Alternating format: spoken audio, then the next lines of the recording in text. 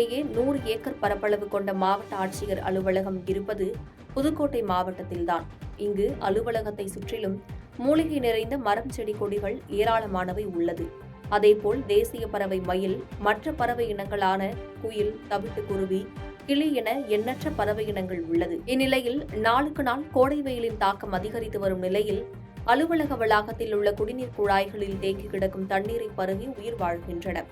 இந்நிலையில் மாவட்ட நிர்வாகம் மற்றும் வனத்துறை சார்பில் போதுமான தண்ணீர் வசதி ஏற்படுத்தி பறவைகளின் தாகம் தீர்க்க வேண்டும் என சமூக ஆர்வலர்கள், விவசாயிகள் மற்றும் பொதுமக்கள் கோரிக்கை வைத்துள்ளனர்.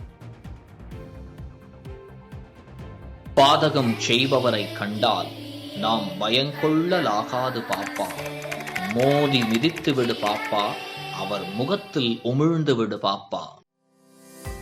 அண்மை செய்திகளை உடனுக்குடன் தெரிந்து கொள்ள இணைந்திருங்கள் இயம்நாடு தொலைக்காட்சியுடன்.